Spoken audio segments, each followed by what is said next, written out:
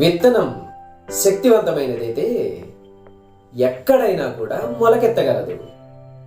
అలాగే వ్యక్తిత్వం గొప్పదైతే ఏదైనా గెలవగలవు. శ్రమించేవాడు ఎడారినైనా సరే నందనవనంగా మారుస్తాడు. కానీ సోమరిపోతూ బంగారు గనిలో ఉన్న బికారిగానే ఉంటాడు. నీ గురించి నీ చుట్టూతా ఉండే మనుషులు ఏమనుకుంటున్నారు అనే దానికంటే కూడా నీ గురించి ఆ భగవంతుడు ఏమనుకుంటున్నాడు అనేది చాలా ముఖ్యం. ఎందుకంటే నిన్ను గొప్పగా గుర్తించాల్సింది నీ చుట్టూతా ఉండే మనుషులు కాదు, నిన్ను సృష్టించిన ఆ భగవంతుడు. నీ నడక నలుగురికి బాటవ్వాలి, నీ మాట మంచిదవ్వాలి, నీ చేయి 10 మందికి సహాయపడాలి, నీకై చరిత్రలో ఒక పేజీ లిఖించబడాలి. ఇన్ని చేసినా నువ్వెప్పుడు నిగర్విగానే నిలబడాలి.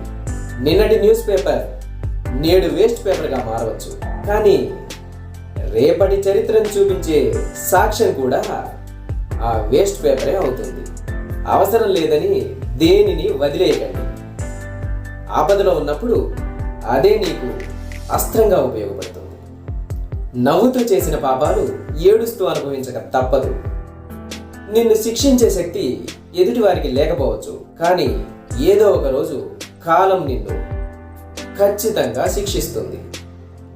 అబద్ధం ఎప్పుడు తోడు కోరుకుంటుంది, కానీ నిజం ఎప్పుడు ఒంటరిగానే ప్రయాణం చేస్తుంది.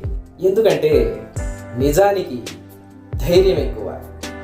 కష్టాలని ఎదిరించే దమ్ము, బాధల్ని భరించే ఓర్పు ఎప్పుడైతే నీలో ఉంటాయో అప్పుడు జీవితంలో నువ్వు గెలవబోతున్నావని అర్థం. నిజాన్ని నమ్మించడానికి రుజువులు కావాలి, కానీ అబద్ధాన్ని నమ్మించడానికి మాత్రం కేవలం నటిస్తే చాలు.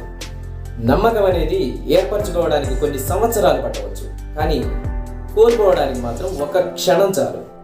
కాబట్టి నిన్ను నమ్మిన వాళ్ళని ఎప్పుడూ మోసం చేయవద్దు. కోపంతో అన్నీ కోల్పోతాం, శాంతంతో ఏదైనా సాధించవచ్చు. ధన్యవాదములు.